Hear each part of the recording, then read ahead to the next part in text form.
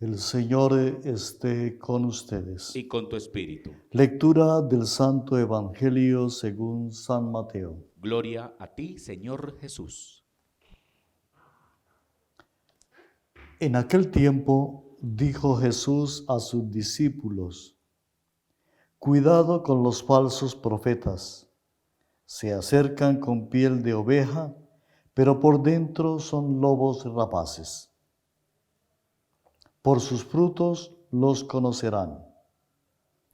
A ver, ¿acaso se cosechan uvas de las zarzas o higos de los cardos? Los árboles sanos dan frutos buenos, los árboles dañados dan frutos malos. Un árbol sano no puede dar frutos malos, ni un árbol dañado dar frutos buenos. El árbol que no da fruto bueno se tala y se echa al fuego. Es decir, que por sus frutos los conocerán. Palabra del Señor. Gloria a ti, Señor Jesús. Hermanas y hermanos, de nuevo un saludo para todas, para todos. Los acompañamos en su diario vivir, en su jornada, desde esta casa. Oramos por sus necesidades e intenciones.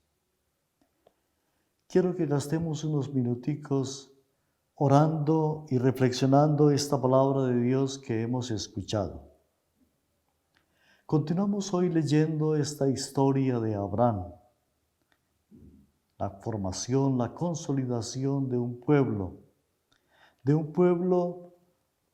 del cual nosotros formamos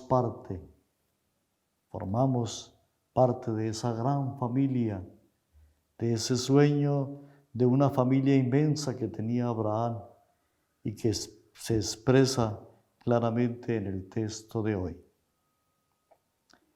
Resaltamos, o quiero resaltar mejor, algunos elementos de este texto. Lo primero es el diálogo entre Abraham y Dios.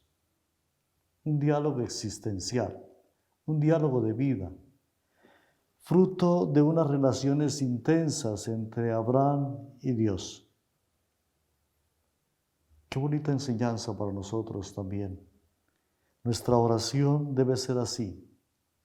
No se trata de decir muchas cosas, muchas fórmulas, sino de ese diálogo de vida, de lo que somos y tenemos, de ese encuentro con Dios desde lo que somos, desde nuestra realidad personal, familiar, desde la realidad de nuestros pueblos.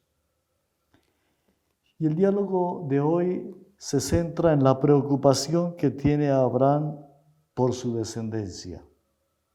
Como escuchamos ayer, Abraham tiene muchas posesiones, muchos rebaños, también muchos trabajadores, pastores, empleados, una familia. Pero la preocupación de Abraham es quién va a heredar esas posesiones. Y Dios le dice que uno de los suyos, nacido de su seno, del seno de su familia, va a heredar. Y le muestra las estrellas. Así, tan numerosas como son las estrellas, será tu descendencia. Y Abraham creyó. Abraham creyó en la palabra de Dios. Creyó en la promesa que Dios le había hecho. Y entonces una vez más nos encontramos con Abraham como con un hombre de fe. Reconocer a Abraham como un hombre de fe, que cree en la palabra de Dios, que cree en las promesas que Dios le ha hecho.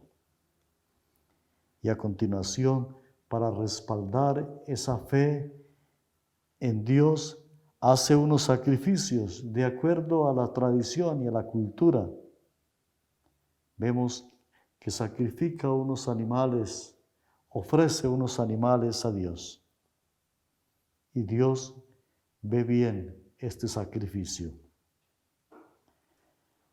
Me parece a mí que es la manera como el autor sagrado nos cuenta o nos quiere contar cómo Dios respeta las culturas, cómo Dios acepta a las culturas y a las tradiciones, a los pueblos, dependiendo de su identidad cultural, de su realidad.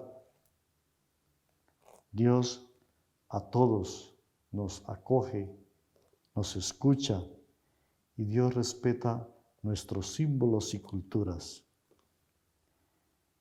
Y a la luz de este texto y de esta expresión cultural, religiosa de Abraham y de su pueblo, podemos ver cómo Dios va escribiendo la historia de salvación con seres humanos comunes y corrientes, no con hombres y mujeres extraordinarios, con Abraham, con sus miedos, con sus temores, siendo un hombre viejo. Dios va escribiendo la historia de la salvación.